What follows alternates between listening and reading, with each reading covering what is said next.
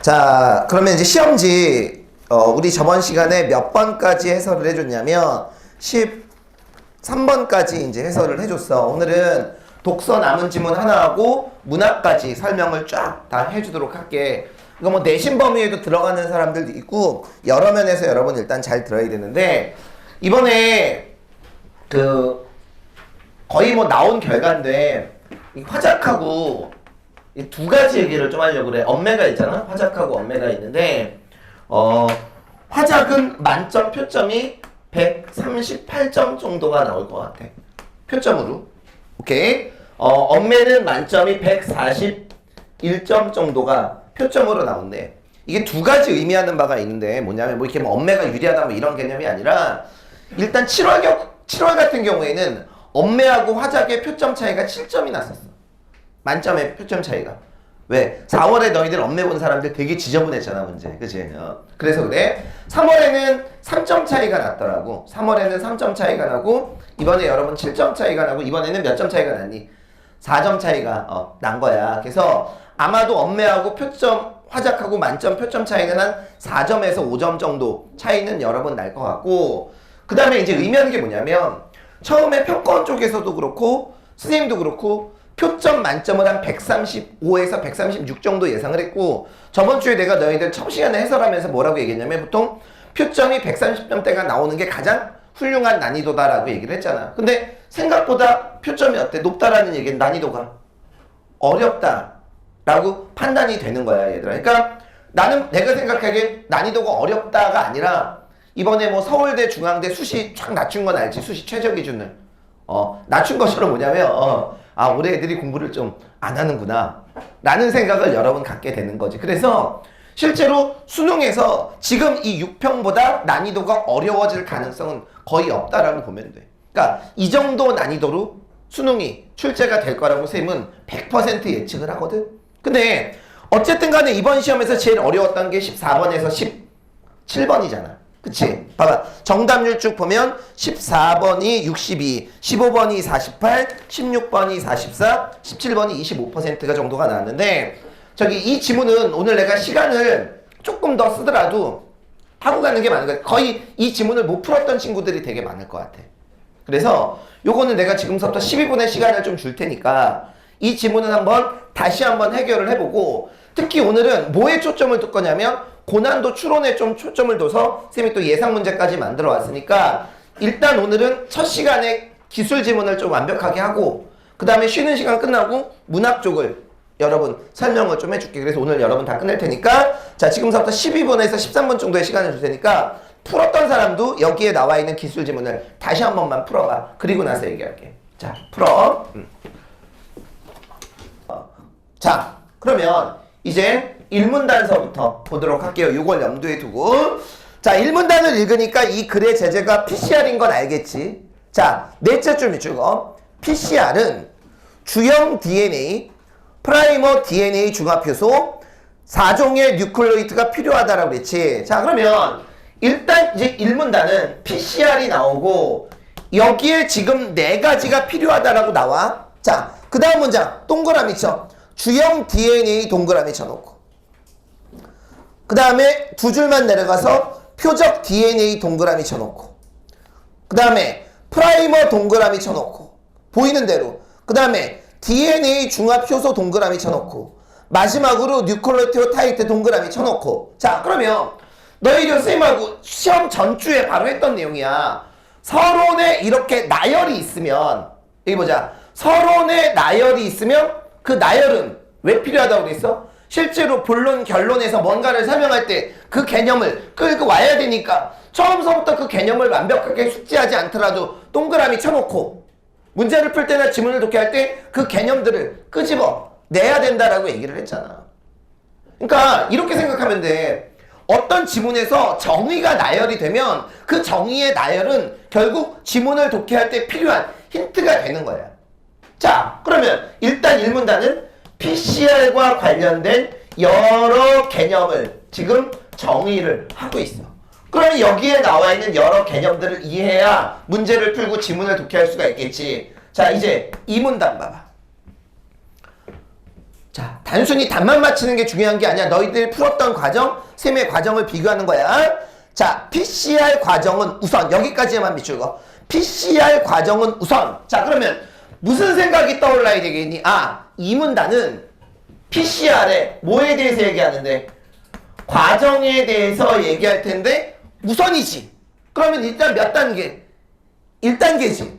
그러면 머릿속에서 어디까지가 PCR의 과정인지 체크를 해야지. 자, 어디까지가 PCR의 과정이니?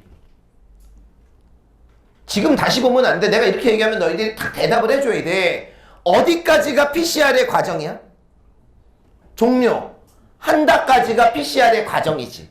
끝났잖아. 그럼 그 다음 문장 밑줄 그어야지. 전통적인 PCR은 PCR의 최종 산물에 형광물질을 결합시켜 발색을 통해 표적 DNA의 증폭 여부를 확인한다. 중심 문장을 찾는 제1원칙. 내가 예측했던 내용이 나오면 중심 문장. 실제로 3문단 첫 번째 문장 읽고 예측했던 내용이 이거지. 통치적 구성의 시작이지. 자, 그러면 여기에 나와 있는 이 문단은 PCR의 과정 플러스, 자, 무슨 PCR이 나왔어? 전통적인 PCR이 나오고, 자, 여기에서는 뭐를 알 수 있어? 표적 DNA의 증폭 여부. 자, 여부가 뭐니? 증폭이 됐느냐 안 됐느냐만 알 수 있다는 얘기야. 자, 그러면 여기서 첫 번째로 알 수 있는 게 뭐냐면 표적 DNA의 증폭 여부를 알 수 있대. 아, 그러면 이제 여기서 전통적인 PCR이 나왔으니까 시간의 흐름이 있겠지. 자, 실제로 3문단 봐봐. 3문단. 아까 첫 번째 문장 밑줄 그었지. 그러면 3문단은 이제 실시간 PCR이 나오면서, 자, 질문. 얘는 몇 가지를 알 수 있어? 대답 좀 해줘. 몇 가지를 알 수 있어? 2가지를 알 수 있지. 첫 번째, 뭐를 알 수 있니? 표적 DNA의 증폭 여부도 알 수 있고, 플러스 거기에다가 뭐도 알 수 있어? 표적 DNA의 양까지 알 수 있지. 양까지. 자, 두 번째, 아, 얘는 표적 DNA의 양까지도 알 수 있구나. 2가지를 알 수 있는 거야. 자, 그러면 2문단에서 3문단으로 갈 때 이렇게 화살표 있어야 되는 건 알겠지? 자, 그러면 어떻게 표적 DNA 양도 알 수 있냐? 구체적 진술이 이제 쭉 나오고, 자, 5째 줄 밑줄 그어. 이를 위해 실시간 PCR에서는 PCR 과정의 발생 물질이 추가로 필요한데 이중 가닥 DNA 특이 염료 및 또는 형광 표시 탐침이 이에 이용된다라고 그랬지. 자, 이제 너희들 눈치 깠잖아. 어차피 문제에서 기억 니은이 있다라는 얘기는 얘네들을 비교하는 문제가 분명히 나오겠지. 지금 이제 안 갖고 왔니, 프린트? 갖고 왔어? 자, 그러면 당연히 기억에 대한 설명, 니은에 대한 설명이 3문단, 4문단에 있을 테니까 처음부터 읽을 필요는 없어. 어차피 문제 풀면 그때 여러분 읽을 거 아니야. 어차피 너희들이 3문단, 4문단 읽어도 15번 문제 풀려면 다시 읽어가야 돼. 그냥 빠르게, 아, 그렇구나. 3문단은 실시간 PCR 중에서도 첫 번째, 뭐를 이용하는 얘기가 나왔어? 이중 가닥 DNA 특이 염료를 이용하는 얘기가 나왔고, 그죠? 자, 4문단은 실시간 PCR 중에서 두 번째, 뭐를 이용하는 얘기가 나왔냐면 형광 표시 탐침을 이용하는 얘기가 나온 거야. 그래서 1문단서부터 4문단까지는 지문 독해가 깔끔하게 중심 문장을 바탕으로 이루어져야 돼. 자, 그러면 얘들아 3문단, 4문단이 이렇게 가는 건 알겠지? 2가지가 있으니까. 자, 그 다음에 5문단 봅시다. 5문단. 자, 5문단도 무슨 PCR 얘기야? 실시간 PCR 얘기지. 근데 딱 봐도 중심 문장을 찾기가 5문단은 되게 힘들어. 됐지? 자, 그러면 5문단은 어차피 A 가지고 문제를 낼 테니까, 자, 5문단 제목은 실시간 PCR에서 지금 2가지에 대한 설명을 하고 있어. 발색도에 대한 설명하고, 그 다음에 뭐에 대한 설명? C, T. 그러니까 요 값에 대한 설명을 이제 하고 있는 거지. 자, 그리고 마지막 6문단은 다 밑줄 거. 자, 6문단 다 밑줄 거.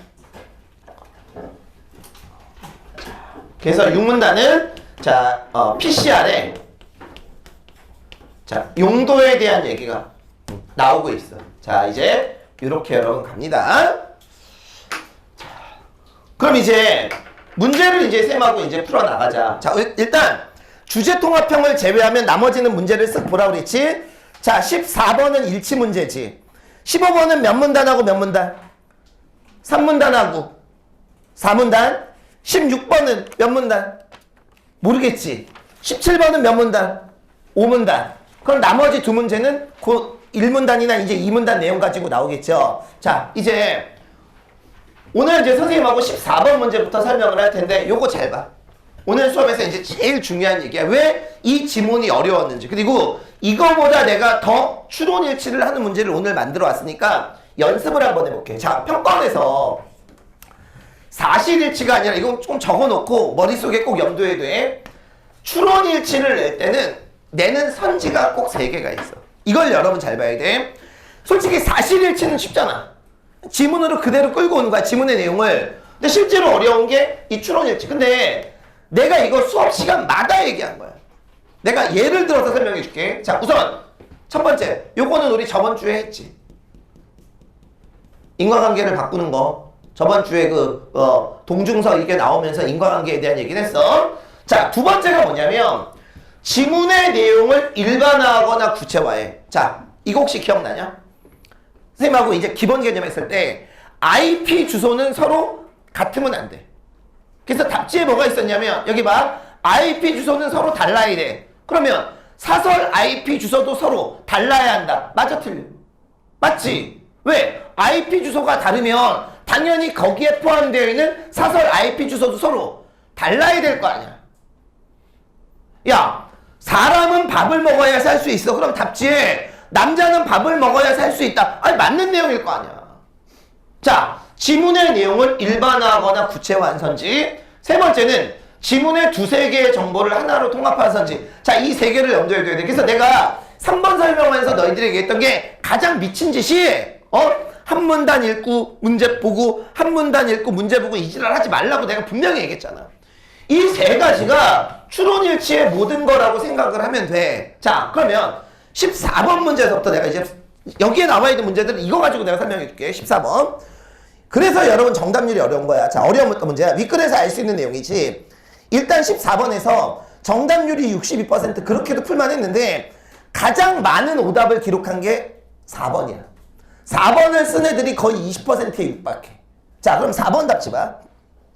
실시간 PCR은 가열 과정을 거쳐야 시료에 포함된 표적 DNA 양을 증폭할 수 있다 그랬지. 자, 여기 잠깐만 보자. 실시간 PCR이 이 부분이잖아. 근데 이 부분 어디에도 4번 답지에 대한 내용이 없어.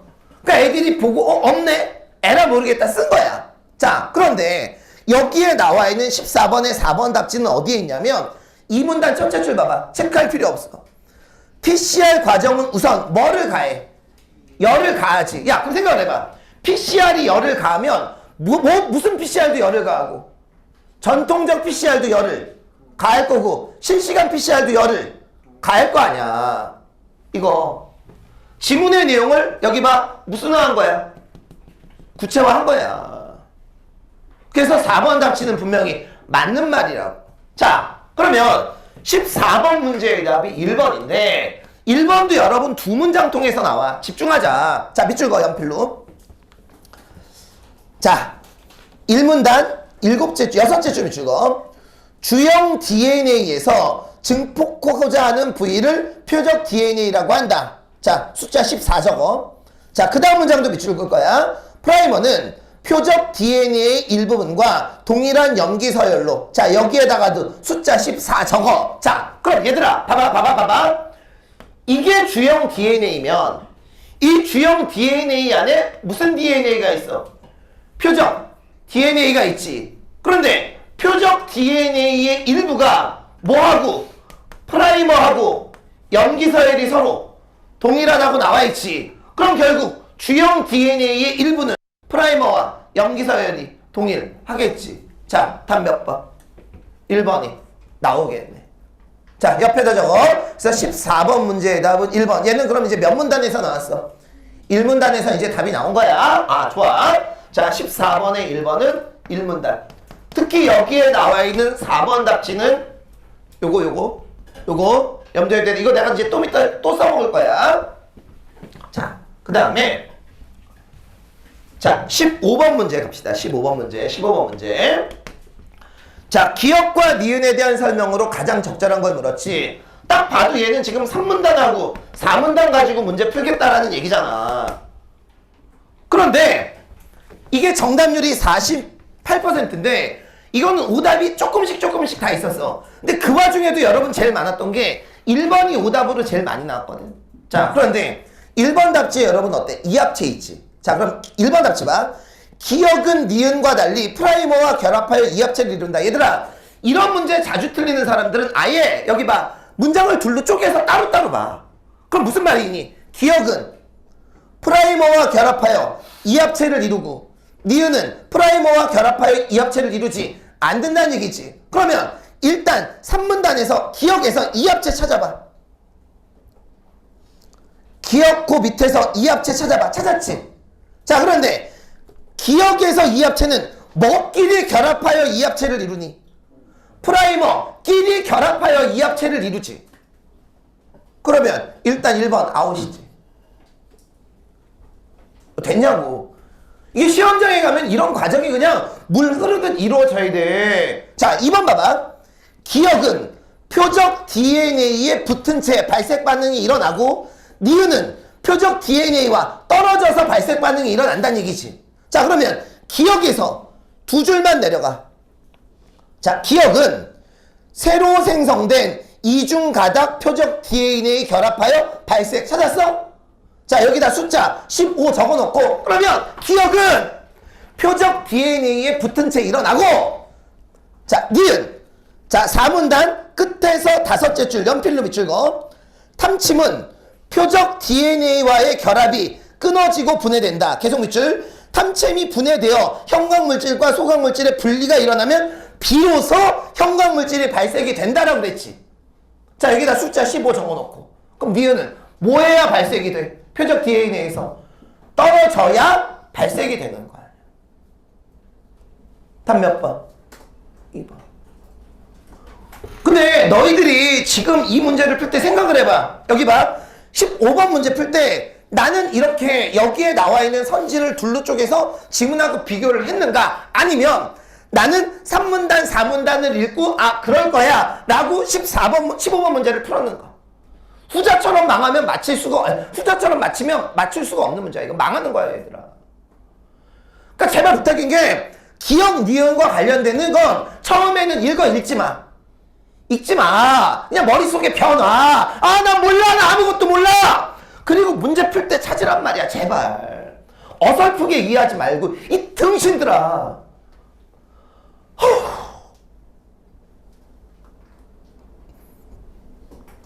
그렇다고 너희들 처음에 이거 풀면서 이중가닥 DNA 하면서 이 특징을 옆에다 다 정리할 거니? 그러지 말라고. 정신들 챙기고 얘들아. 봐. 자, 그래서 15번 문제의 답은 몇 번?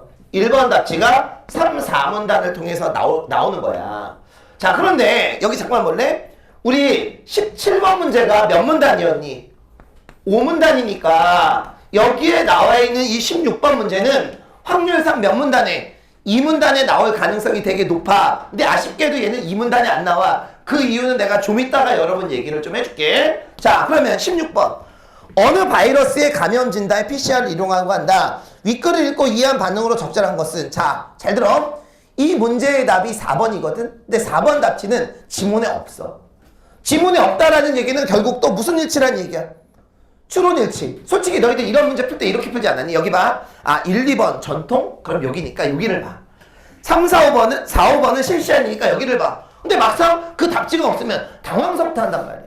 자, 그런데 1문단 둘째 줄 연필로 밑줄 그어.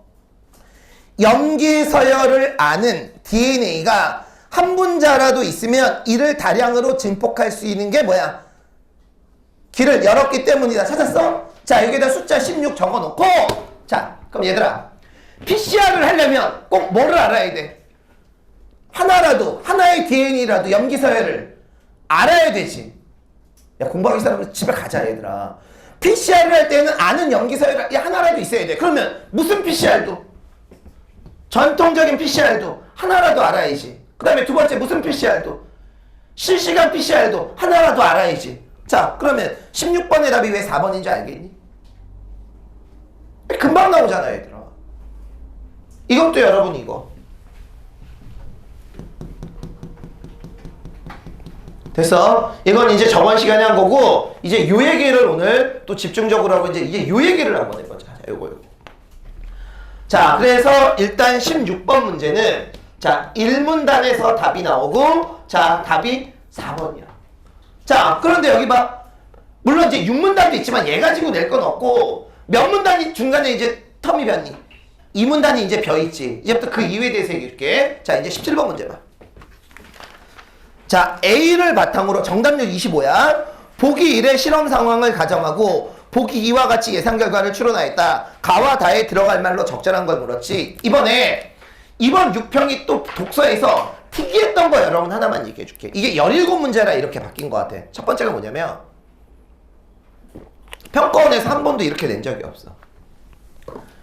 자, 너희들 이렇게 지문 읽고 3점짜리 문제를 꼭 나온 것 중에 하나가 이렇게 읽은 다음에 꼭 옆에 A를 주고 독서야. 내가 지금 말하는 건 이 부분 가지고 문제 내는 문제 있지. 이게 여태까지는 꼭 한 문제씩만 나왔어. 한 문제씩만. 근데 이번에는 여기에 나와 있는 17번 문제도 그랬고 6번 문제 봐봐. 6번 문제. 6번 문제도 옆에 A가 이렇게 있지. 두 문제가 나왔어. 자, 그거보다 여러분 더 특이한 거 얘기해 줄게.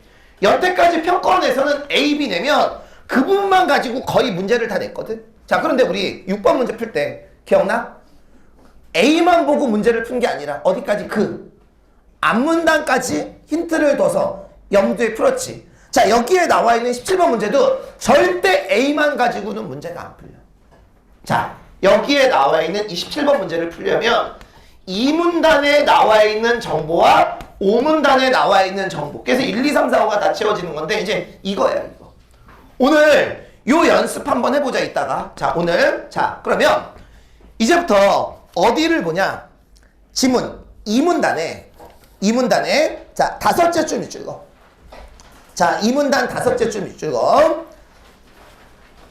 자, 이러한 DNA 복제 과정이 한 사이클을 이루며 사이클마다 표적 DNA 양은 몇 배씩 증가해?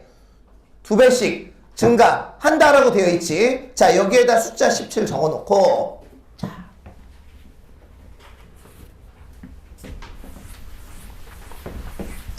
자, 그 다음에 거기에 나와 있는, 이제부터 너희들이 문제를 풀었으니까 시간이 없으니까 이제부터 A에 대한 얘기를 해볼게. 자, 여기 봐.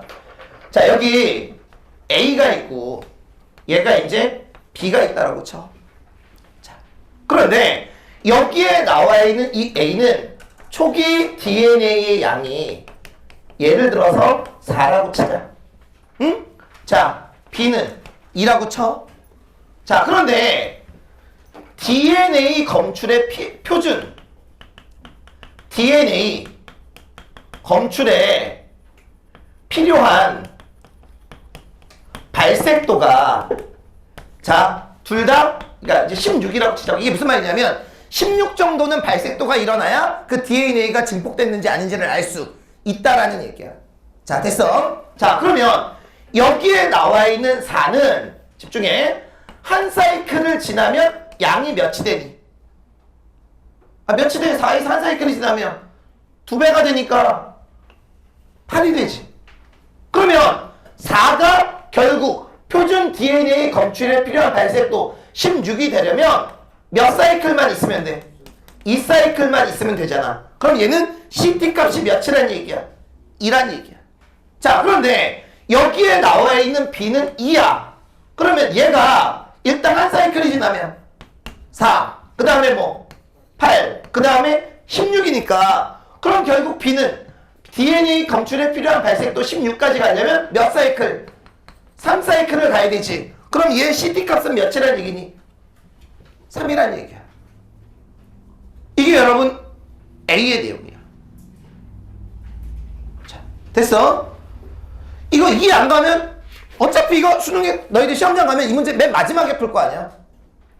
왜? 화작 엄매 풀고 문학 풀고 독서 푸니까 이건 맨 마지막에 푼다고. 집중해. 자, 그러면 봐봐.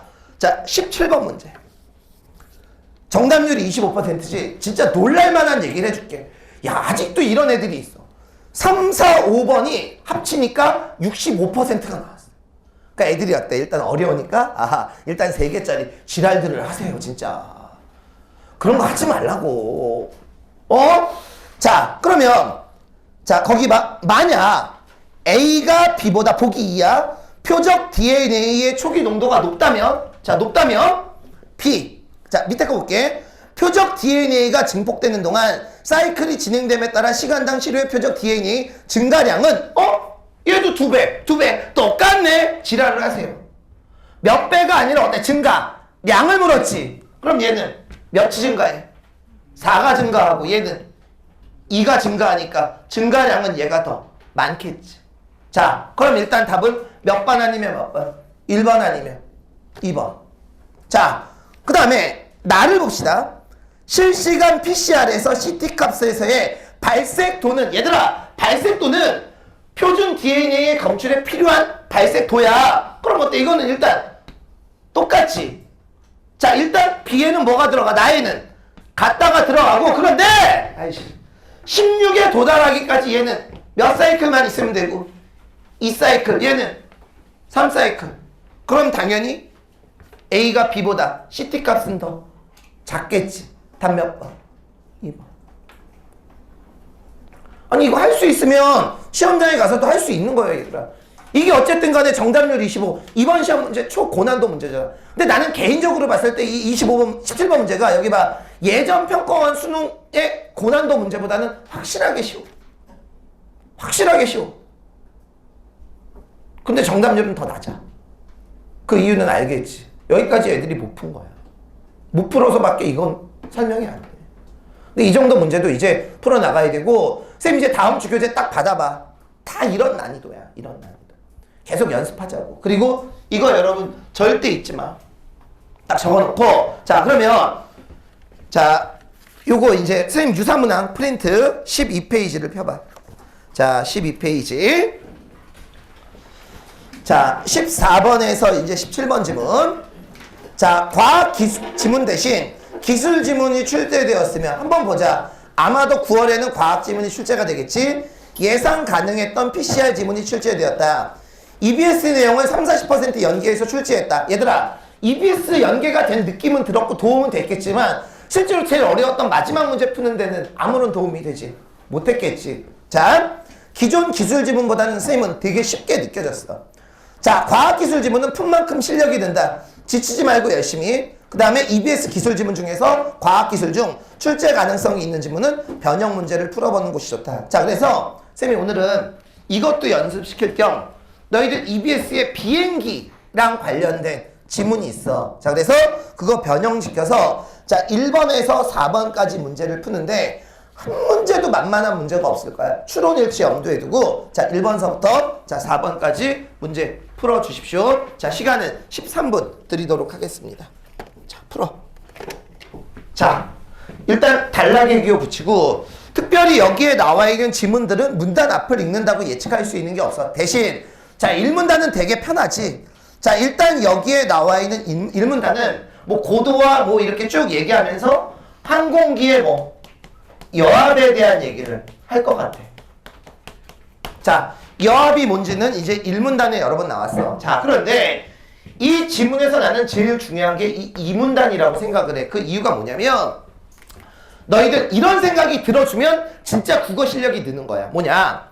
2문단 첫 번째 문장 연필로 밑줄 그어. 자, 됐지? 자, 그럼 얘들아, 여합을 실시할 때 고려 조건이 몇 가지니? 3가지지. 자, 첫 번째가 뭐야? 객실, 고도. 두 번째가 객실, 차. 그 다음에 세 번째가 객실, 상승률이야. 자, 그러면 당연히 이 세 개에 대한 얘기가 나오겠지. 자, 동그라미 쳐. 뭐, 객실, 고도, 그 다음에 객실, 차, 그 다음에 객실, 상승률. 동그라미 쳐놓고. 자, 그러면 얘들아, 하나만 물어볼게. 이게 머릿속에 있었니?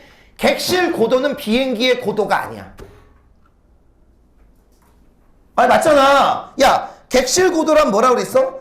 객실의 압력을 고도로 표시한 거라고 나와 있지. 그러니까 객실 고도와 비행기의 고도는 달라. 물론 비행기의 고도하고 객실의 고도는 관련이 있지. 물론 여기에 나와 있는 이 객실 고도에 영향을 미치는 건 비행기의 고도가 영향을 미치긴 해도 얘하고 얘가 서로 같은 거는 아니야. 자, 그런데 뭐 해야 여러분 실력이 느는 줄 알아?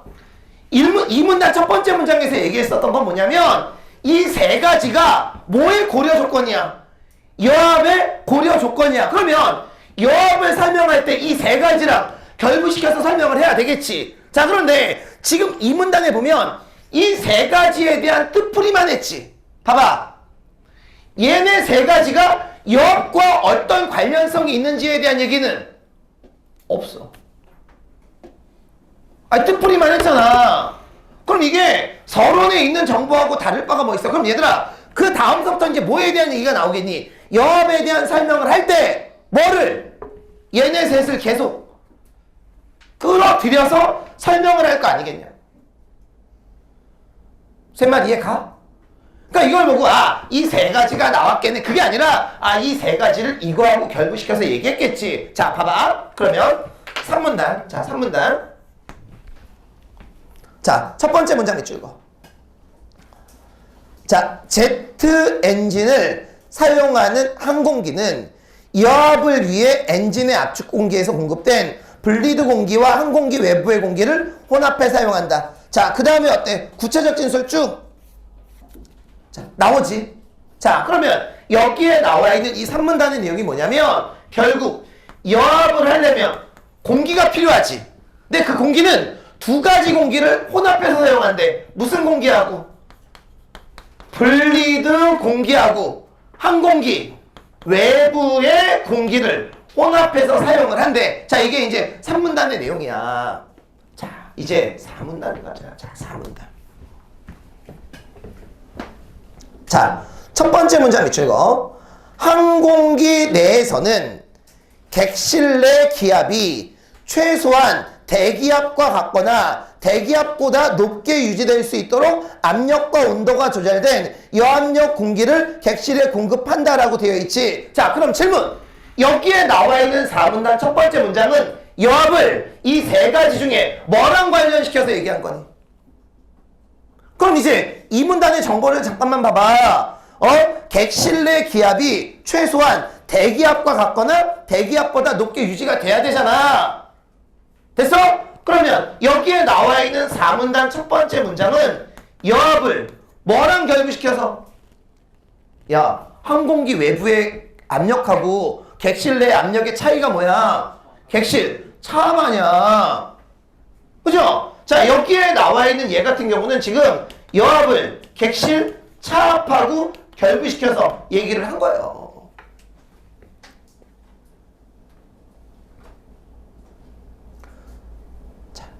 됐지? 이제 쭉 나오면서 자, 그리고 맨 마지막 문장도 한번 읽어봐. 항공기의 고도가 8,000피트 이하일 때는 객실에 별도를 여합하지 않지만 항공기가 상승 또는 항하할 때에는 적정한 객실 상승률을 유지시켜 줘야 된다. 일단 이런 객실 상승률에 대한 설명도 있고, 이게 뭐냐면 실제로 이 뒤에서는 이 여합을 설명할 때 얘네들하고 결부시켜서 얘기한다는 얘기야. 그리고 여기에 나와 있는 얘는 지금 객실 상승률에 대한 얘기도 여러분 나오고 있고.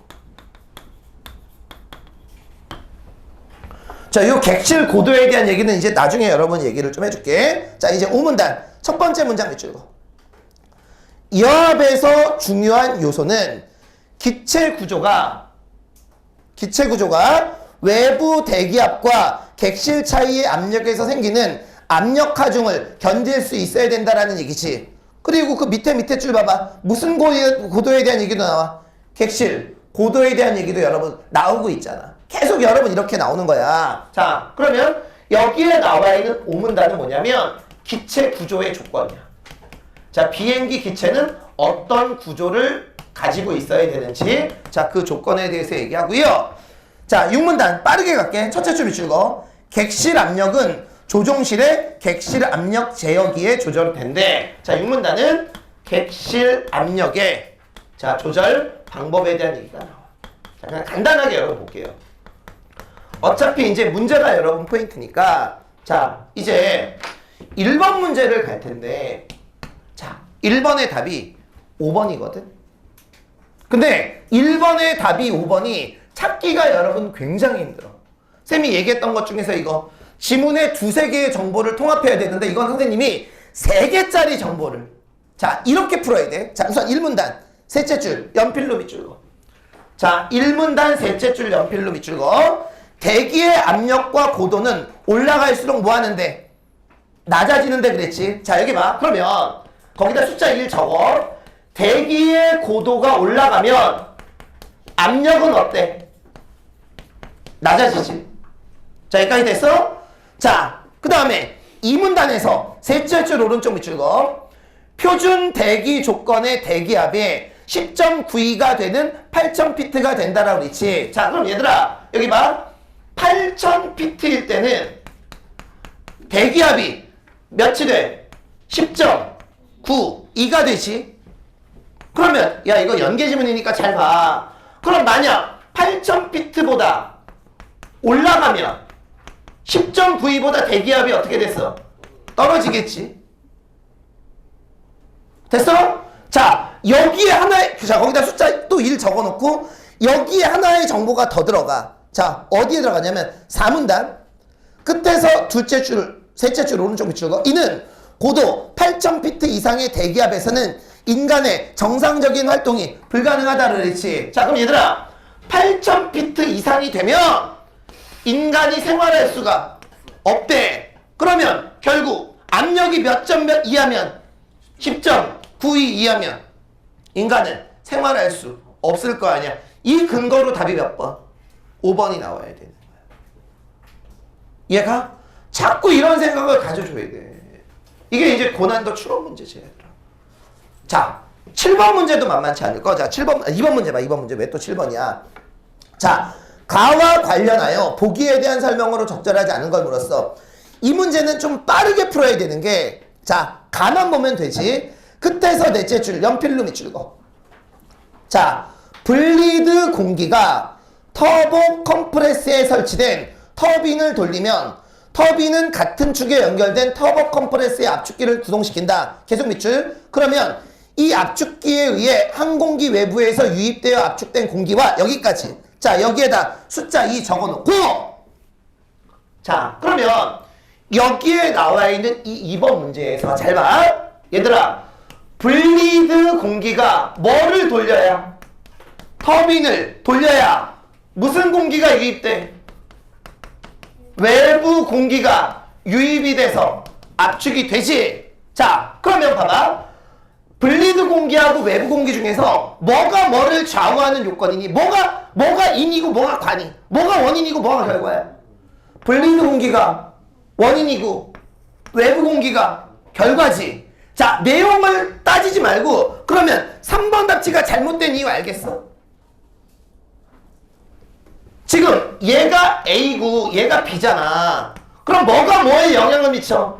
B가 A에 영향을 미치잖아. 그런데 거기에 나와 있는 2번의 3번 답지는 뭐가 뭐에 영향을 미치니? A가 B에 영향을 미치니까 저거 무슨 관계 자체가 바뀌었어? 인과관계 자체가 바뀌었잖아. 얘들아. 자꾸 신경을 써야 돼, 이런 걸. 내가 안 했던 얘기가 아니잖아. 자, 그 다음에 자, 3번 문제 갑시다. 이 토 나오는 문제들이야, 다. 자, 이제 이걸로 주면 안 돼. 다음 시간은 문학이니까 얘들아 참어. 자. 그럼 이제 3번 문제 갑시다. 기억과 니은의 관계에 대한 설명으로 가장 적절한 것은 그랬지. 자, 너희들이 이 문제를 틀린 이유는 이 문단만 봐서 그래. 자, 일단 기억 밑줄거. 객실차압은 기체 구조의 강도, 항공기의 최대 비행 고도와 밀접한 관련이 있다. 찾았니? 자, 여기에다 숫자 3 적어놓고, 그럼 얘들아 보세요. 객실차압은 자, 두 가지랑 관련이 있대. 첫 번째, 뭐랑 관련이 있고? 기체 구조의 강도와 관련이 있고, 두 번째는 뭐랑 관련이 있어? 항공기의 최대 비행 고도와 관련이 있는 거지. 자, 이게 여러분 이게 뭐냐, 이게 기억이고 얘가 니은이야. 그럼 일단 질문. 얘네 둘은 관련이 있다 없다? 모르지. 그치? 얘하고 관련이 있고 얘하고 관련이 있는데 얘네 둘이 관련이 있다라는 건 알 수가 없는 거 아니야. 자, 그럼 이제부터 5문단 12페이지 왼쪽 맨 마지막 줄 밑줄거. 항공기의 고도를 높이기 위해서는 찾았니? 아니야. 끝에서 둘째 줄 오른쪽 서부터 밑줄 긋게. 객실 고도를 일정 이하로 유준하면서 항공기의 고도를 높이기 위해서는 높은 압력 하정을 견디도록 항공기를 설계하며 이는 기체 구조 강도에 따라 항공기의 최대 비행 고도가 제한된다는 것을 의미한다고 했지. 그럼 얘들아, 여기에 나와 있는 이 기체 구조의 강도에 영향을 미치는 건 두 가지지. 지금 밑줄 친 거 봐봐. 객실 차압도 견뎌야 되고, 그 다음에 뭐도 견뎌야 돼? 항공기의 고도도 견뎌야 될 수 있도록 기체 구조의 강도를 결정하는 거 아니야. 봐봐. 자, 객실 고도를 일정 수준으로 유지하면서 항공기의 고도를 높이기 위해서는 항공기를 강하게 설계를 해야 된다는 얘기잖아, 얘들아. 자, 거기에다가도 그러면 숫자 3 적어놓고, 자, 그러면 3번에 4번 답지 봐. 항공기 기체의 구조가 뭐를 견딜 수 있도록? 얘를 견딜 수 있어야 되겠지. 그치? 자, 그 다음에 아무리 얘를 견딜 수 있어도 얘라는 변수를 만족시켜주지 못하면 얘가 부서질 수도 있는 거 아니야. 그럼 결국 이 기체 구조의 강도는 이 두 가지랑 모두 밀접한 연관이 있다는 얘기지. 자, 그래서 3번 문제의 답은 몇 번? 4번이 답이 되는 거야. 자, 마지막 4번 문제. 윗글을 읽고 보기에 A에 대한 설명한 내용으로 적절하지 않은 것. 그렇지. 자, 보기를 봐봐. 민간 항공기지. 자, 민간 여객기에 대한 얘기는 4문단하고 6문단밖에 없는데, 자, B를 봐봐. B는 지금 상승하는 부분이지. 자, 그러면 4문단 볼게요. 자, 4문단. 자, 맨 마지막 문장 연필로 밑줄거. 자, 항공기의 고도가 8,000피트 이하일 때에는 객실에 별도의 여합을 실시하지 않는다 그랬지. 자, 그럼 B부분 봐봐. B부분은 8,000피트 이하니까 여합을 실시하지 않겠지. 자, 근데 그 다음 문장까지 비추고, 항공기가 상승 또는 하강할 때는 적절한 뭐를 유지를 해줘야 돼? 객실 상승률을 유지를 해줘야 되겠지. 자, 거기다 숫자 4 적어. 그런데 객실 상승률이 어디에 나왔어? 이 문단에 나왔지. 그럼 이 문단을 또 가야 돼. 마지막 문장 밑줄거. 객실 상승률은 뭐를 나타내? 객실 고도의 변화율을 나타내지. 자, 거기다가도 숫자 4 적어. 자, 잠깐만, 그럼 얘들아 봐봐. 객실 고도의 변화율이 객실 상승률이니까, 그러면 객실 고도의 변화율이 일정하지 않으면 승객은 불편을 느낄 수도 있다라는 얘기지. 아니 봐봐. 객실 상승률을 유지해야 승객이 불편을 느끼지 않으니까 객실 상승률을 유지하지 않으면 승객은 불편을 느낄 거 아니야. 근데 객실 상승률이라는 건 뭐야? 객실 고도지. 근데 객실 고도는 분명히 비행기의 고도는 뭐야? 고도하고 관련이 있지. 그러면 답이 왜 몇 번이냐? 2번이 답이 되는 줄 알겠지. 자, 여기 봐. 다시 한번 얘기할게. 비행기의 고도가 변화하면 뭐가 변화해? 객실 고도가 변화하지. 자, 객실 고도의 변화율이 뭐야? 객실 상승률이지. 이게 여러분 일정하지 않으면 승객은 불편을 느낄 수 있다는 얘기잖아. 토 나오는 문제들이야, 얘들아. 계속 여러분 이런 걸 연습을 좀 해봐야 돼요. 자, 알겠지? 자, 18번에서 21번. 자, 이제 문학 여러 번 들어갈게. 18번에서 21번 지문. 자.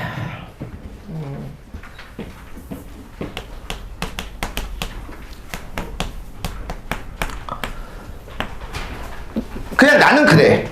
지금 너희들이 문학 가지고 고민할 때는 아니다라는 생각이 드는데, 일단 너희들 머릿속에서는 EBS가 이제 확실하게 자리를 잡고 있어야 되거든?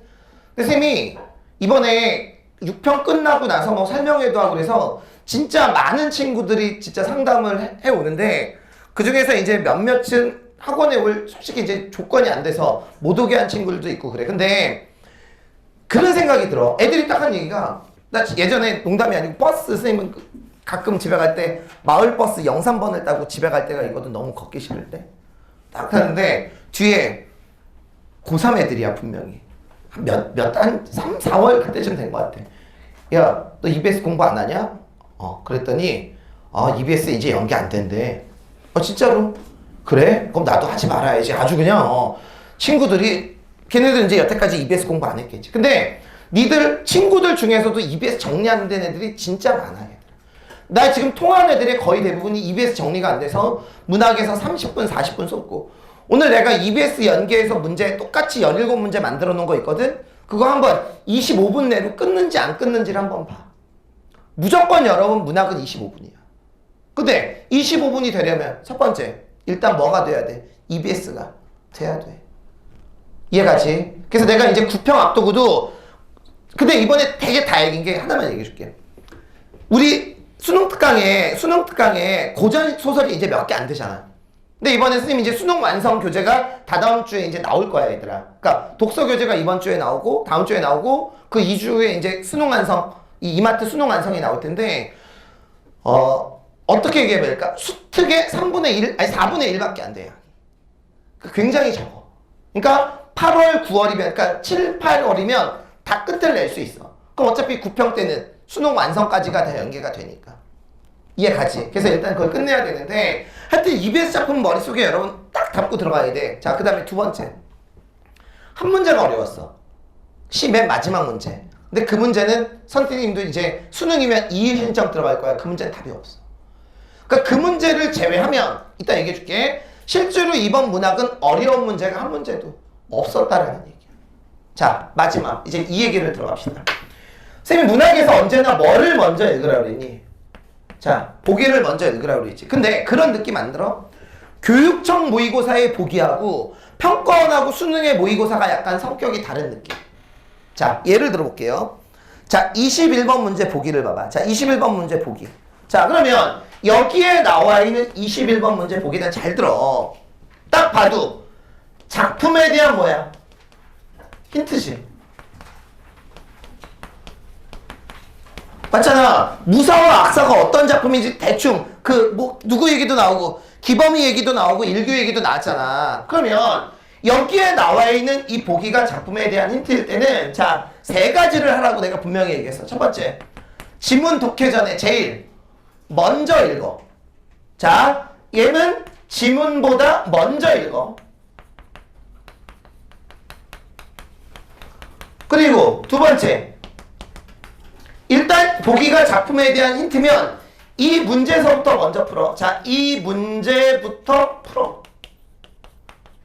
자, 이 문제부터 푸는 이유가 뭐니? 세 번째는 이 보기가 문제풀이의 결정적인 힌트가 되지. 왜? 보기형 문제 풀 때 이렇게 답지 몇 초로 쪼개고 둘로 쪼개고 앞에는 지문의 내용이 있고 뒤에는 독자의 감상이 있는데, 이 독자의 감상은 반드시 보기에 있어야 되잖아. 그러니까 여기에 나와 있는 보기가 작품에 대한 힌트일 때는 세 번째, 이 보기가 문제풀이의 힌트가 될 수 있단 말이야.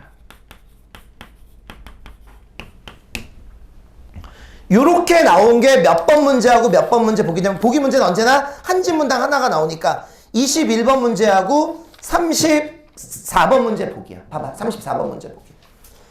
자, 이 34번 문제 보기도 어때? 이 작품에 대한 힌트를 여러분 줬잖아. 이제 이해가? 교육청에서는 여러분 100% 이렇게 나왔지. 자, 그런데 평가원에서는 절대 그렇게 안 내. 이렇게도 내지만 자, 몇 번 문제 보기를 보냐면 27번 문제 보기를 봐봐. 봐라. 얘 같은 경우는 거기에 나와 있는 가와 다에 대한 힌트가 아니지. 딱 봐도.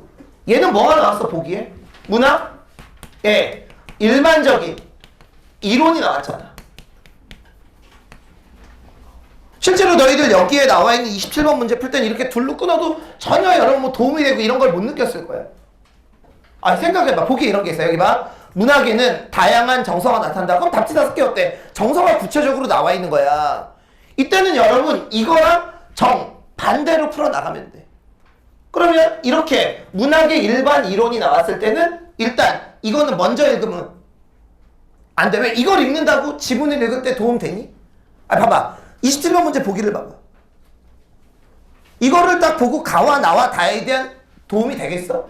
아니, 절대 안 돼. 이때는 그냥 문제를 풀면서 읽어. 자, 문제를 풀면서 읽고. 자, 이게 왜 이제 도움이 되는지 이따 한번 봐봐. 자, 두 번째. 이 문제는 절대 이 문제서부터 먼저 풀지 마. 이해가? 얘는 그냥 어때? 순서대로 풀면 돼. 그리고 세 번째. 이 문제는 결국 보기가 문제풀이의 힌트가 되지 못해. 자, 잠깐만. 그럼 얘들아, 보기가 문제풀이의 힌트가 되지 않는다라는 얘기는 결국 여기 봐. 이게 무용지문인 거야. 그럼 결국 지문과의 무슨 여부? 일치가 중요한 거지. 이때는 여러분 결국 지문이 중요한 거야. 이때는 지문 분석이 중요해. 이때는 지문이 중요해. 그러니까 앞으로 문학에서 보기 문제가 나오면 이 보기가 둘 중에서 어떤 역할을 하는지를 먼저 파악하고 그리고 나서 문제풀이로 들어가라. 자, 됐지? 자.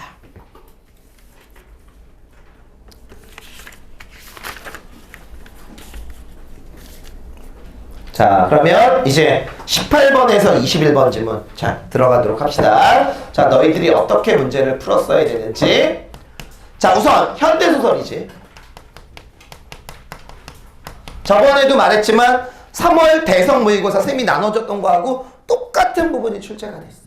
그러니까 이걸 여러분 어때? 딱 읽고 최대한 이런 데서 시간을 줄여줘야 되겠지. 자, 우선 현대소설이 나오면 첫 번째 문제는 무조건 뭐라고 그랬어? 서술상 특징. 그래서 서술상 특징 선지를 먼저 보라고 얘기했는데 이거는 굳이 먼저 볼 필요가 없지. 집중하자. 왜? A가 짧으니까 그 부분만 보면 되니까. 그러면 일단 18번 문제 이제 나중에 보고 몇 번 문제 보기서부터 먼저 봐. 21번 문제 보기서부터 먼저 보는 거야. 자, 그러면 일단 21번 문제 보기를 먼저 보고 그 다음에 지문을 읽으면서 이 문제를 먼저 풀어버려. 자, 그런데 자, 여기에 나와 있는 1, 2, 3, 4, 5번에서 21번 문제서부터 풀 거야. 자, 5번 답지를 빨리 네 부분으로 쪼개. 자, 21번에 5번 답지를 빨리 네 부분으로 쪼개. 네 부분.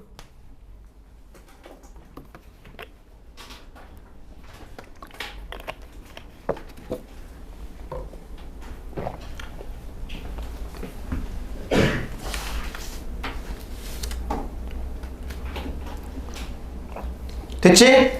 자, 여기 봐. 선생님이 보통 이거는 이거잖아, 얘들아. 이랬을 때는 보통 답지가 이렇게 둘로 쪼개잖아. 지문의 내용 나오고 뒤에는 독자의 뭐가 나오고 감상이 나오고.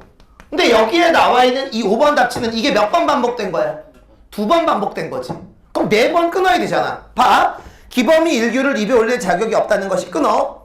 동일시의 대상에 대한 존경의 표현이라면 끊어. 사람만이 지닌 이상한 초능력에 대한 기범의 믿음은 끊어. 동일시를 통한 성취감에 해당되는 건 그랬지. 자, 그러면 지금 이 여기에 나와 있는 선지가 이렇게 반복이 되잖아.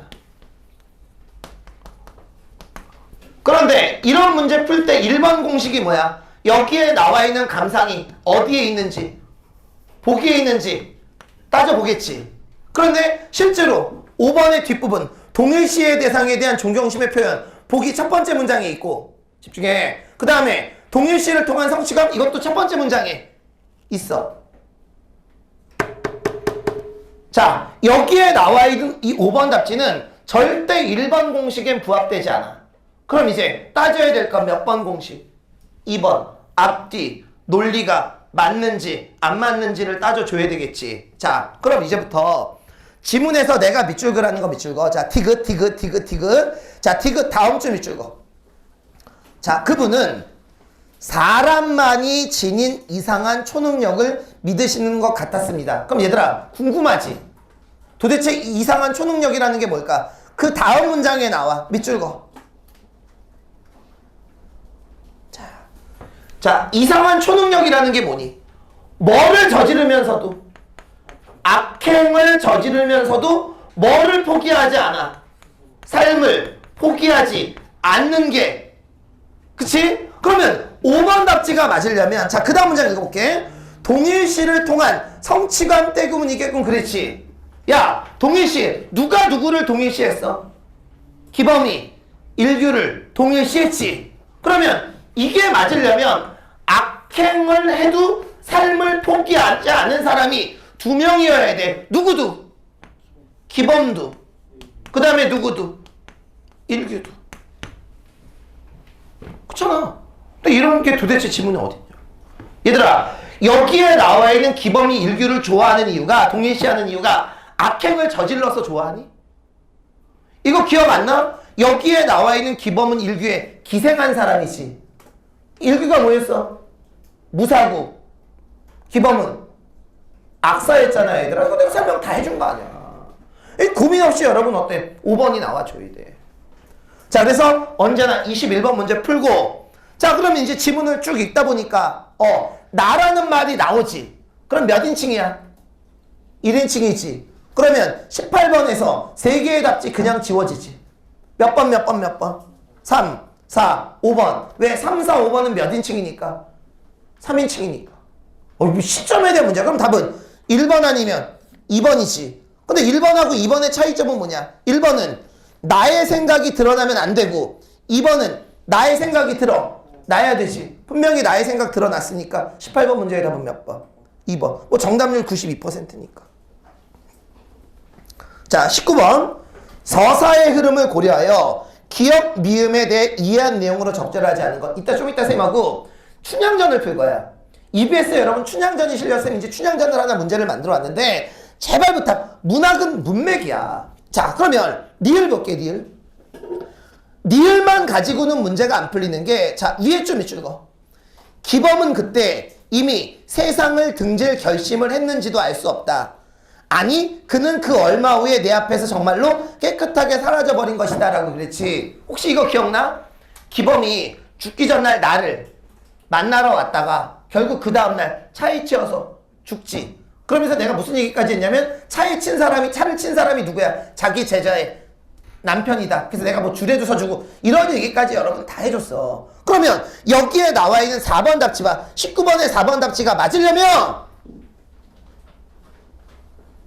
약속. 그러면 기범이가 나 만나러 와서 무슨 약속을 했었어야 돼? 나 죽을 거야. 나 꼭 죽을 거니까 약속해. 도대체 말이 되냐고. 자, 그래서 19번 문제의 답은 몇 번? 4번. 자, 20번 문제. A, B에 대한 설명으로 가장 적절한 걸 물었지. 자, A가 뭐야? 묘한 철학이지. 자, 머릿속에서 이거 가야 돼. 얘들아, 기범이 죽어서 기범의 행적을 내가 찾으려고 막 다녔어. 맞지? 근데 기범이 어느 시골에 가서 뭐를 바꾸고, 이름을 바꾸고 되게 착하게 살았지. 그래서 거기에 있는 한 사람이 이 기범에 대해서 얘기하는 거야. 그래서 묘한 철학을 지니고 있습니다. 그러면 묘한 철학에 대한 얘기가, 그 다음 줄 볼게. 그걸 한번 들려줄 수 없어? 그럼 이제 뭐에 대해서 얘기했을까? 묘한 철학에 대해서 쭉 얘기를 했겠지. 그 대사가 길어. 그럼 여러분들은 이 문제를 풀 때 이 문장을 봤어야지. 디귿에서 한참만 내려가. 그 다음 문단 밑줄 거. 나는 순간 가슴 한 구석에 뭔가가 미미하게 부딪혀오는 진동을 느꼈다. 진동의 잔상은 확실치 않지만 나는 그것이 기범을 이해하는 어떤 열쇠가 아닌가 생각했다라고 얘기했지. 자, 여기 봐. 그분은 묘한 철학을 가졌어요. 그 묘한 철학이 뭔지 얘기해 줄 수 있겠어? 빠꾸시 따방 뻥뻥뻥 했더니 그 얘기를 듣고 나는 드디어 기범을 뭐 할 수 있는? 이해할 수 있는. 그럼 그전에는 이해를 못했다가 이 얘기를 듣고 이해를 한 거 아니야. 그러면 20번 문제의 답은 몇 번? 1번이 여러분 답이 되는 거지. 얘가 자, 다시 한번 말할게. 2015년도 수능 이후 현대소설은 무조건 EBS 연계야. 그리고 내가 너희들에게 장담했었던 거 있었지. 이번 6평에도 현대소설, 고전소설은 모두 EBS에서 연계가 될 거다라고. 분명히 여러분 이건 장담할 수 있어. 그러니까 EBS 소설들은 확실하게 머릿속으로 담고 가고. 자, 보기 여러분 요거 잊지 마. 자, 뒷장 넘겨. 자, 그 다음에 자 22번에서 27번 제목 봅시다.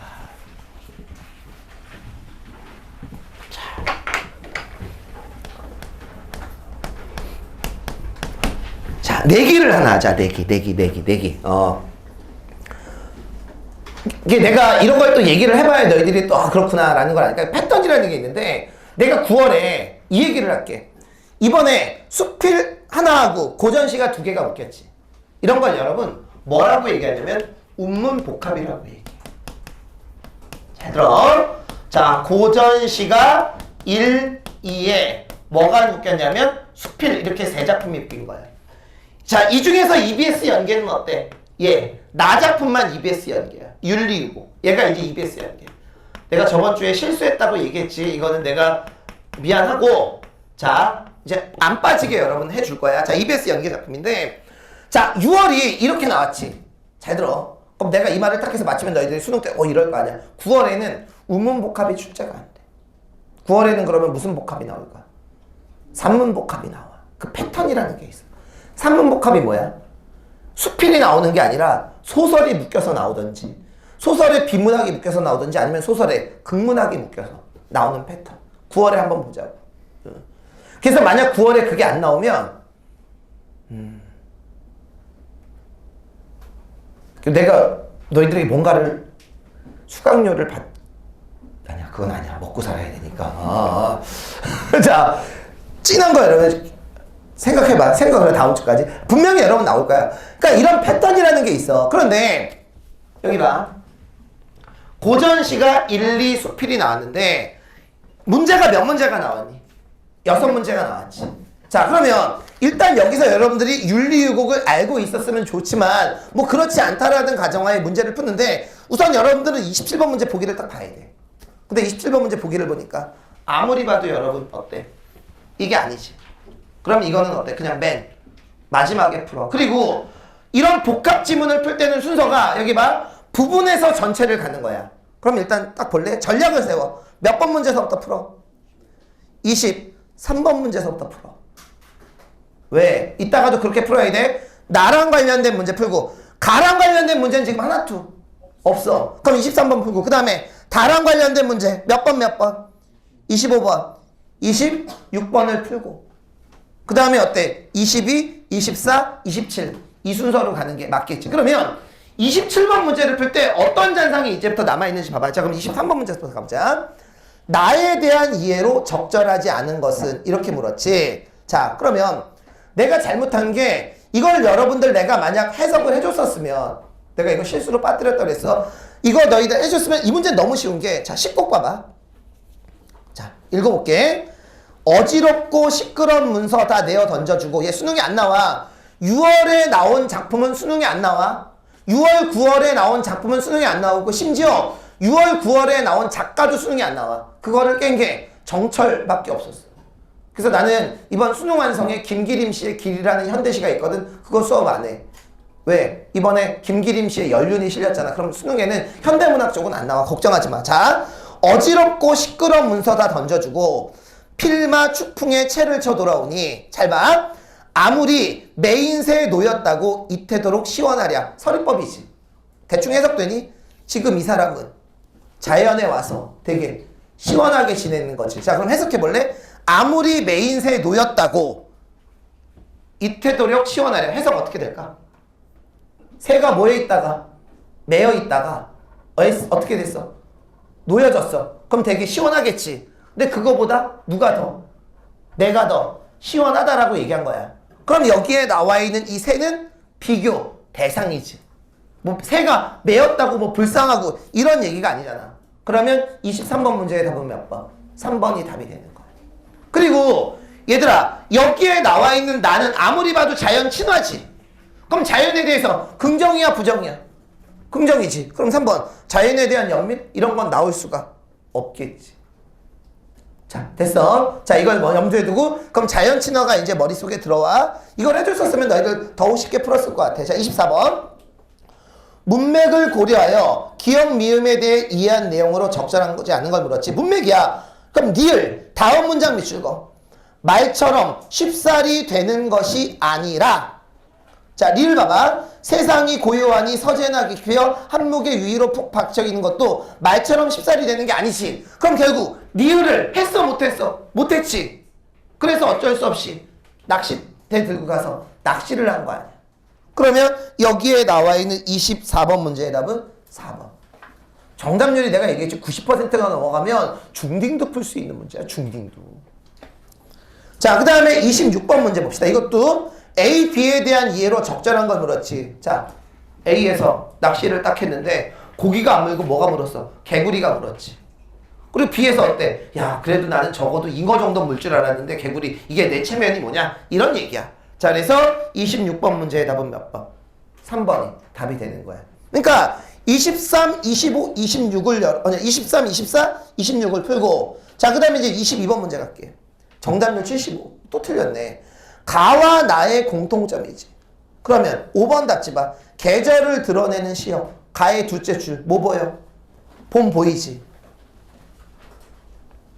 봄 보이잖아. 자, 나 19개 둘째 줄. 너희들이 아무리 한자를 몰라도 축풍.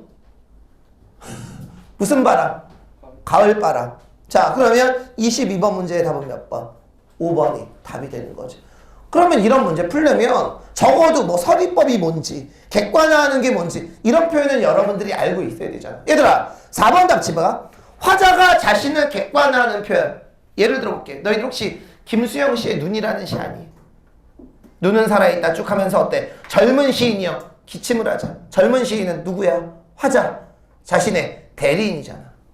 너희들도 이런 거 가끔 내세우지. 선생님 제 친구가 상담하고 싶대요. 오라 그래? 아니요, 제가 대신 얘기해 줄게요. 제 친구 얘기예요. 뭔데? 이번에 50 몇 점 나왔어요. 제 얘기 아니에요. 무슨 말인지 알지? 근데 물어보면 어떻게 틀렸는지 굉장히 자세하게 알아. 그럼 거기서 제 친구가 결국 누구야? 난 거지, 얘들아.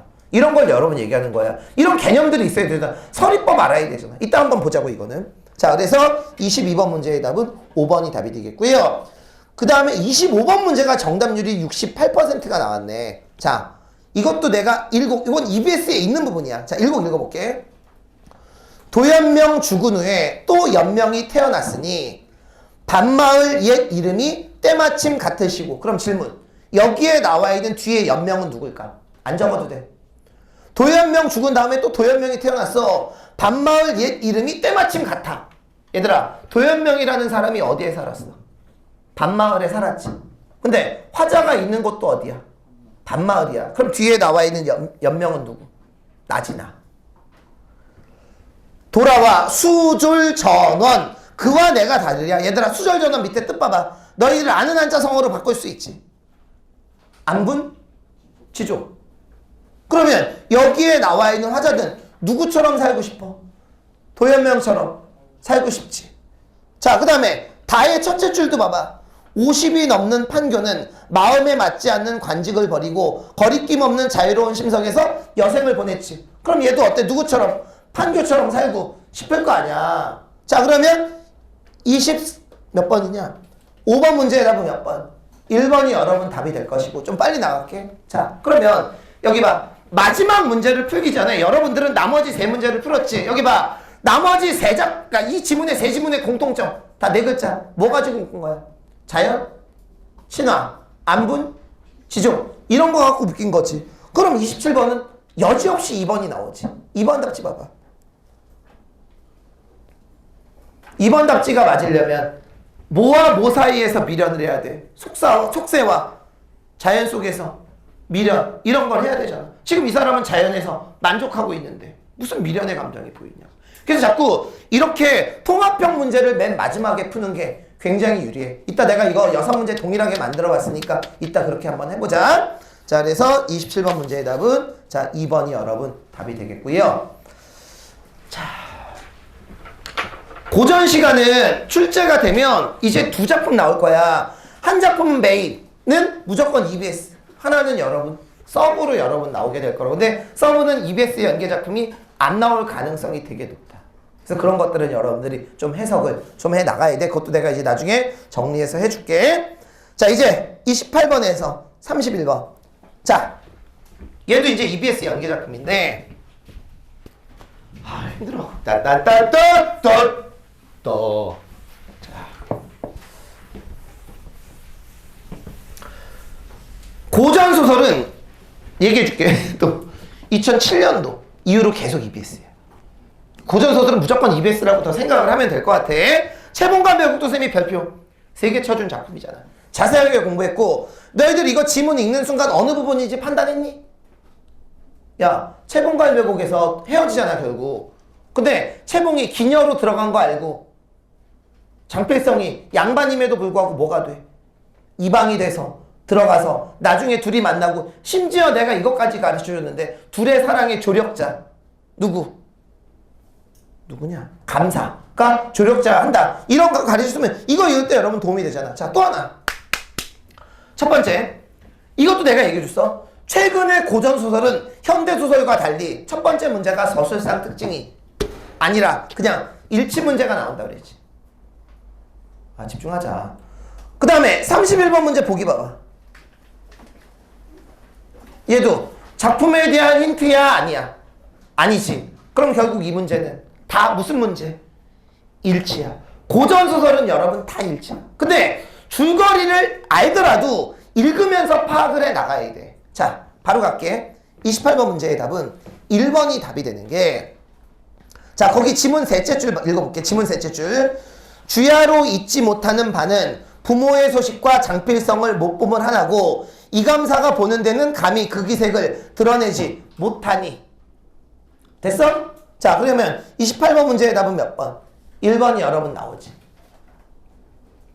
자, 됐어? 자, 29번 문제 봐봐. 정답률 90%. A와 B에 대한 설명으로 가장 적절한 것은 그랬지. 자, A가 뭐야?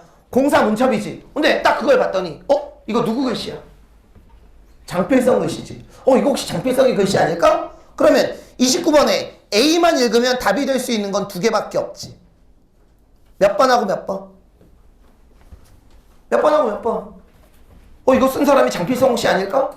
2번하고 3번. 2개밖에 답이 될 수가 없잖아. 그 다음에 하나 물어볼게. 우리 지문에서 여기에 나와 있는 이 채봉은 장필성을 만났어 못 만났어? 못 만났어. 만나는 얘기 없어. 그러면 2번 아웃이지. 답 몇 번? 3번. 90%니까 여러분 그냥 넘어갈게. 자, 30번 문제가 그래도 76%니까 여러분 설명을 좀 해줄게. 4번이 오답으로 그나마 많이 나왔어. 자, A에서 빨리 4번 답지 찾아봐.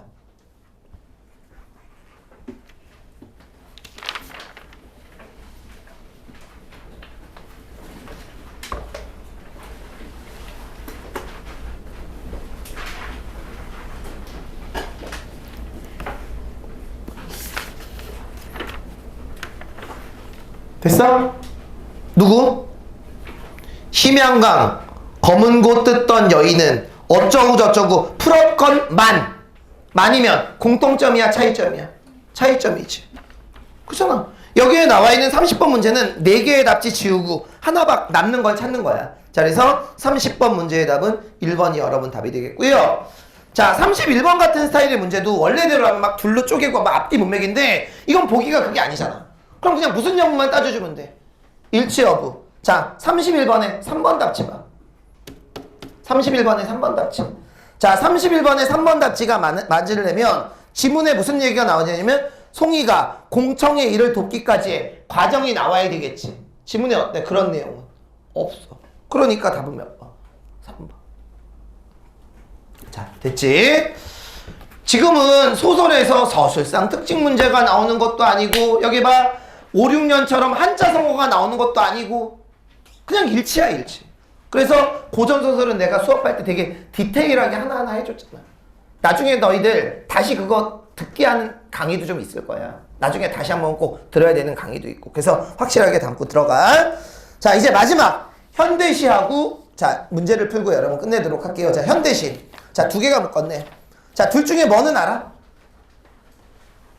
대장간의 유혹은 알지. 이번에 되게 웃겼던 게 니들 시험 전날에 고2들이 모의고사를 봤거든. 고2 모의고사에 어떤 작품이 실렸냐면 이 대장간의 유혹하고 윤리유곡이 왜 그렇게 실렸는지 모르겠어. 아무래도 하나는 평가원이고 하나는 교육청이고 주체가 서로 다른데 어쨌든 간에 그렇게 같은 작품이 두 개가 출제가 돼서 처음이야 얘들아 이런 것도. 자, 정답률 봐봐. 34번 문제만 어렵지. 자, 현대시는 하나는 EBS야 이제. 하나는 EBS가 아니야. 그럼 최대한 아는 걸로 해야 되겠지. 자, 32번 문제의 답은 4번이 답이 되는 게 가와 나는 모두 하강의 이미지. 자, 나에서는 하강의 이미지 보이지? 왜? 똥덩어리가 떨어지니까. 자, 그럼 찾아봐. 가에서 하강의 이미지. 가에서 하강의 이미지.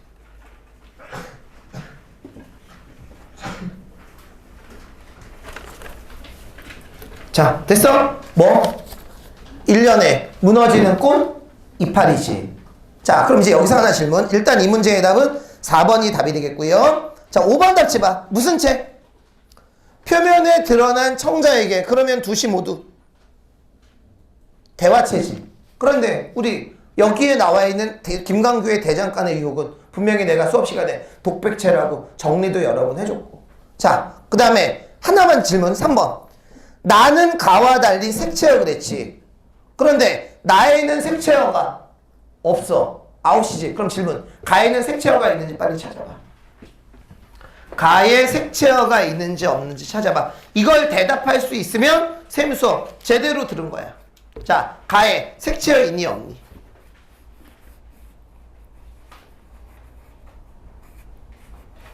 있어 없어? 대답. 있어 없어? 있지. 왜? 선생님이 색채어는 두 개라고 그랬지. 색깔을 직접 나타내는 말도 색채어지만 무슨 빛 이렇게 들어가면 무조건 색채어라고 얘기했지. 빛이 빛 색채어야. 이런 것도 여러분 알아둬야 돼. 자, 32번 됐고요. 33번 문제의 답은 이것도 너무 쉬운 게 우리 대장간의 유혹에서 자기 자신이 플라스틱처럼 느껴질 때 이건 어때? 동질성이니까 33번 문제의 답은 5번이 답이 되겠지. 자, 34번 문제 다시 한 번만 풀어봐. 다시 풀어봐. 자, 34번 문제 다시 좀 풀어줘.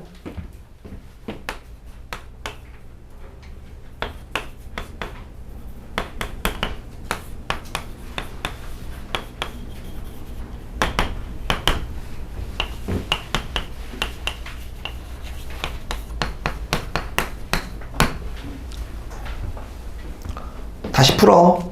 이유가 있으니까.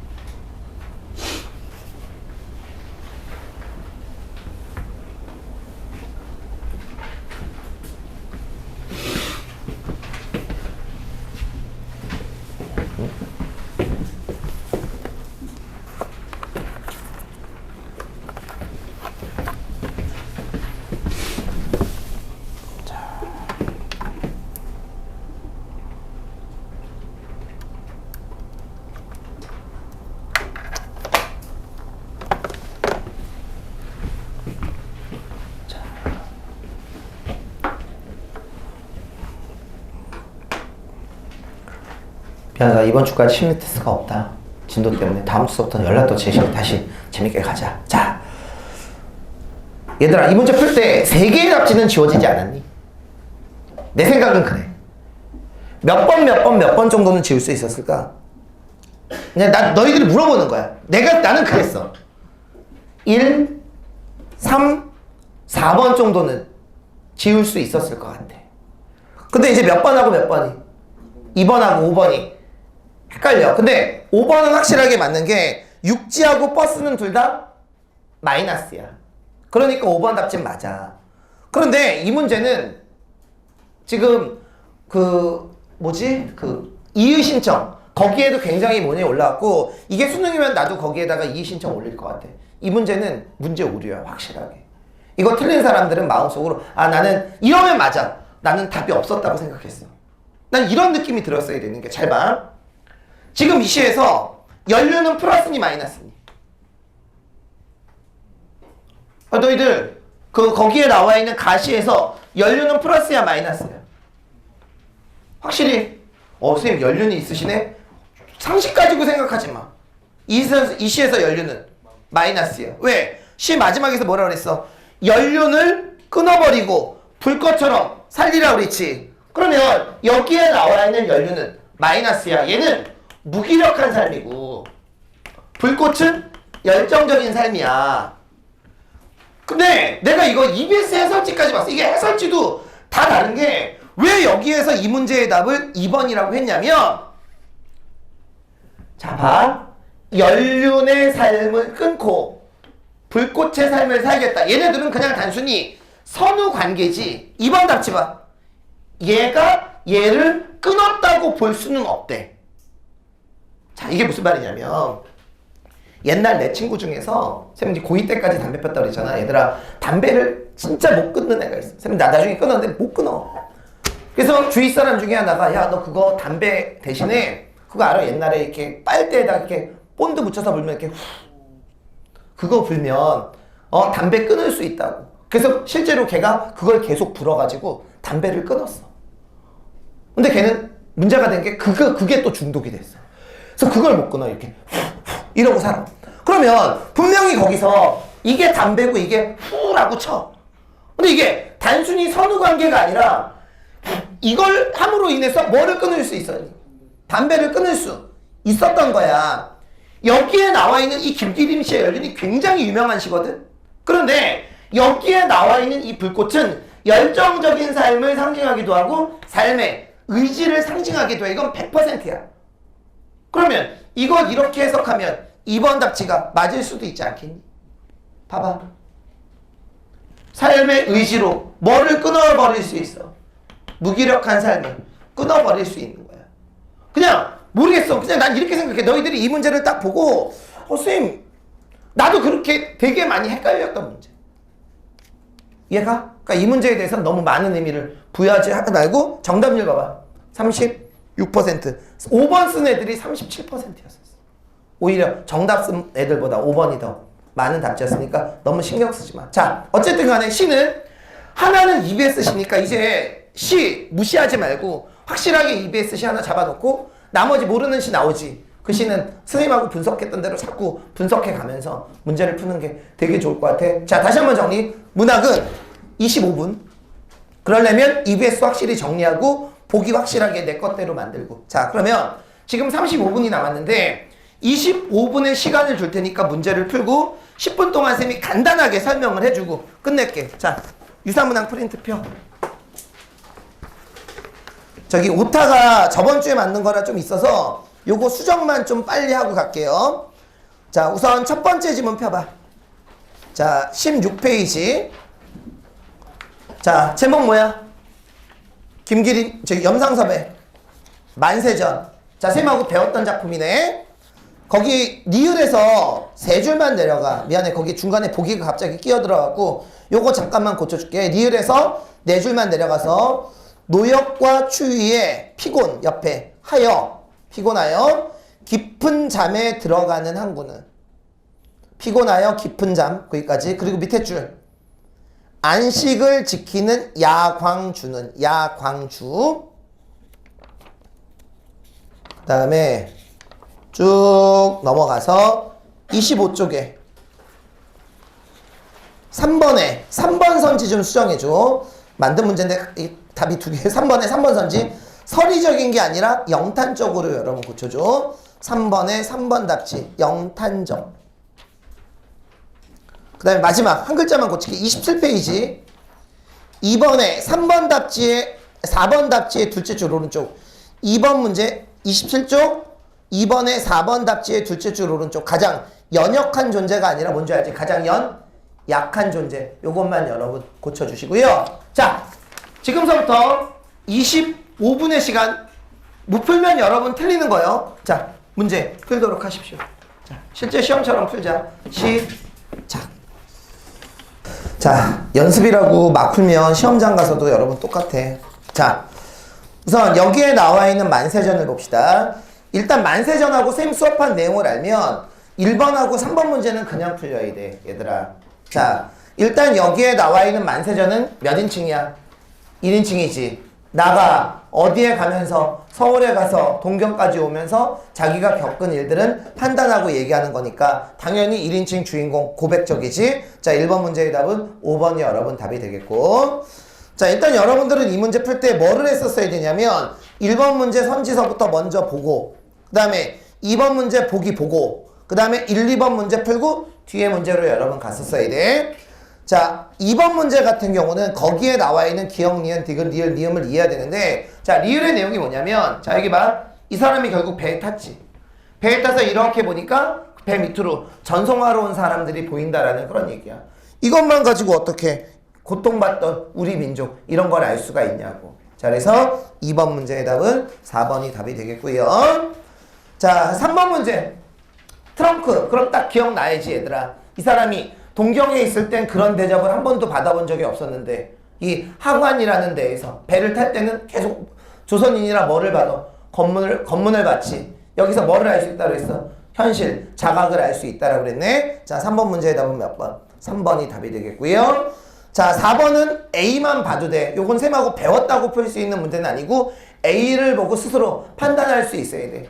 자, 배에 탈 시간이 얼마 안 남았지. 근데 계속 검문을 당하지. 자기 어떤 겉으로 보여지는 경험들을 얘기하는데 여기에는 나의 초조한 심리 이런 게 내재되어 있는 거라고. 자, 4번 문제의 답은 4번이 여러분 답이 되겠고. 자, 그 다음에 22번, 27번도 한번 똑같이 묶어봤어. 한시, 연시조, 그 다음에 수필인데 여기에 나와 있는 몽처녀 정도는 연계가 됐지. 그러니까 몽처녀랑 관련된 문제 3번 문제 같은 건 여러분들이 빨리 풀어봐야 돼. 자, 일단 문제를 풀 때는 2번 문제서부터 먼저 풀자. 자, 2번 문제의 답은 자, 여기에 나와 있는 이 절명시는 맨 마지막 년을 잠깐만 볼게.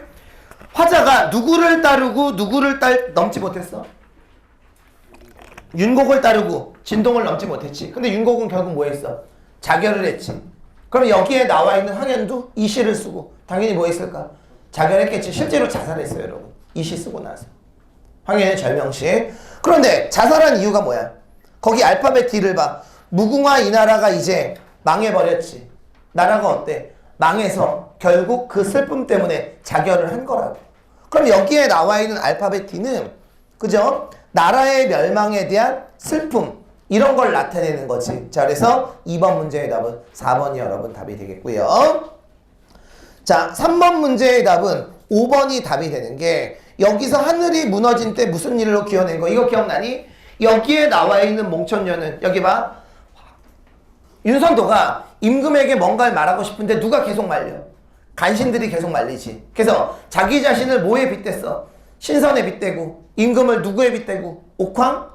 상제에 빗대고 그 간신들을 군선에 빗대서 얘기한 거지.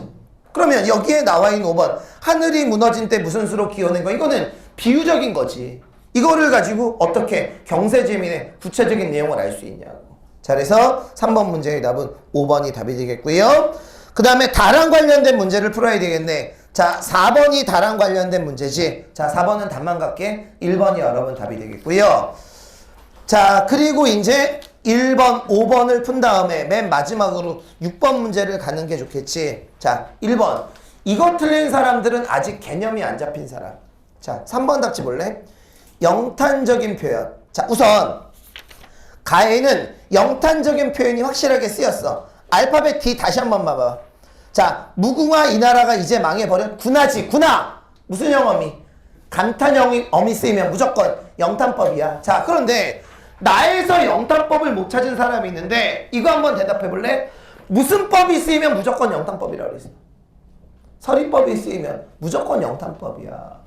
서리법은 무조건 여러분 영탄법이라고. 그러면 19쪽 맨 마지막 줄 어즈버 백만억 창생을 어느 결에 물으리.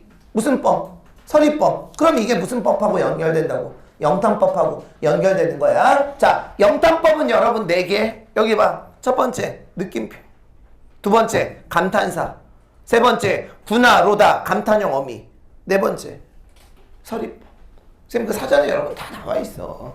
자, 그래서 1번 문제의 답은 3번이 여러분 답이 되겠고요. 자, 마지막 이제 5번 문제. 자, 기억과 니은에 대한 설명으로 적절한 것은 5번 문제도 몽천열만 확실하게 알면 돼. 거기에 나와 있는 군서는 간신이지. 임금에게 뭔가 말을 하려고 그러는데 그거를 가로막는 송미인곡의 개성 같은 새끼, 닭소리 같은 새끼. 수업했잖아. 자, 5번 문제의 답은 4번이 답이 되겠고요.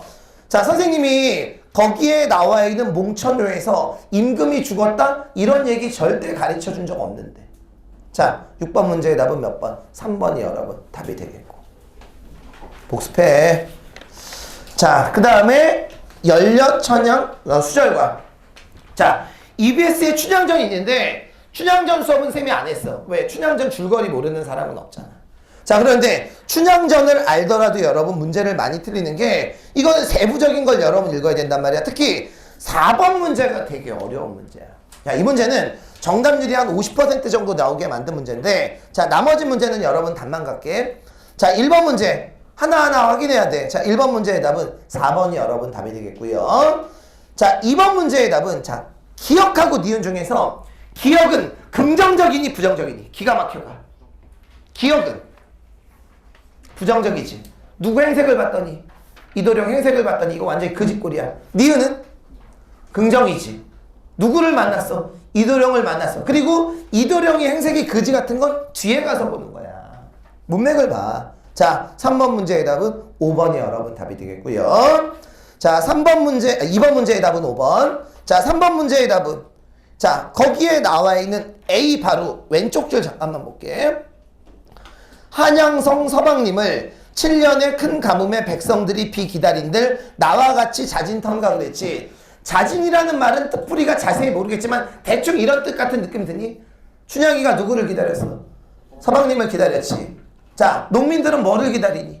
비를 기다리지. 농민들이 비를 기다리는 것보다 내가 이도령을 기다렸던 게 더 크겠다라는 얘기지. 이거는 전혀 뭐 자연재해하고는 관련이 없는 비교 대상에 관련된 얘기지. 자, 그래서 3번 문제의 답은 몇 번? 4번이 답이 되겠고. 자, 이제 4번 문제 봐봐.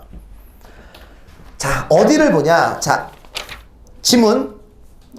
자, 거기 그 끝에서 23쪽 끝에서 한 10채쯤에 이런 부분이 있어. 자, 읽어볼게. 부엌으로 들어가니 먹던 밥에 풋고추, 절이김치, 양념 넣고 단간장에 냉수 가득 써서 모반에 받쳐들면서 그랬지. 자, 여기에 나와 있는 향단이가 이도령에게 찬밥을 갖고 와. 근데 이게 푸대접이 아닌 게 그 다음 문제 한번 봐. 향단이가 뭐라 그랬어? 더운 진지 할 동안에 시장하신데 우선 이걸로 여기서부터 하고 그럼 자기가 좀 이따가 더운 밥을 드리겠다라는 얘기지.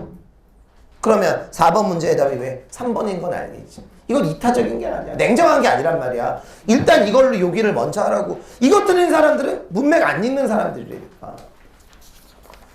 자, 그 다음에 마지막 27쪽. 자, 우선 이 문제는 2번, 3번 문제 풀고 1번 문제로 가는 게 좋겠지. 부분 문제적인 문제니까. 자, 2번 문제의 답은 선생님이 여기에 나와 있는 이 수라에서 현실에 대한 분노 얘기해 준 적도 없고 그 다음에 보기에도 분노에 대한 얘기는 전혀 없어. 이 작품의 주제가 뭐였지? 가족 공동체가 해체된 것에 대한 슬픔. 이 정도였지. 자, 2번 문제의 답은 3번이 여러분 답이 되겠고요. 자, 3번 문제의 답은 외로우니까 사람이지. 사람은 결국 무슨 존재야? 외로운 존재야. 외로움을 받아들여야 되는 그런 존재라고. 자, 그러면 3번의 3번 답지에서 뭐가 틀렸어? 뭐 외로움을 극복하자는 얘기가 아니잖아. 외로우니까 사람인데. 자, 그리고 마지막 문제. 가에서는 거미를 의인화시켰지. 나에서는 뭐 새들이라든지 검은 도요새 얘네들을 의인화시켰지. 자, 1번 문제의 답은 몇 번? 4번이 답이 되겠습니다. 물론 지금 선생님이 낸 문제가 6편보다는 좀 어렵긴 해. 한 단계 어려운데 일단 EBS 가지고 한번 똑같은 패턴대로 한번 만들어 본 거니까 이 정도 25분 안에 풀면 시험장 가서 별 무리 여러분 없어. 앞으로 EBS 여러분 또 열심히 하고요. 자, 다음 주에 올 때는 비문학 교재는 선생님이 현장에서 직접 나눠줄 거야, 얘들아. 나눠주고 이마트 수특 문학책 갖고 와. 그래서 못했던 거 여러분 다음 시간에 하고요. 그렇게 여러분 나갈 테니까. 그래서 내신하는 사람도 다음 주까지만 좀 와줬으면 좋겠어. 그 다음 주하고 그 다음 주는 여러분 내신 기간 동안 뭐 자기 공부해도 어쩔 수 없는데. 자, 오늘 여기까지 진도 나가겠습니다.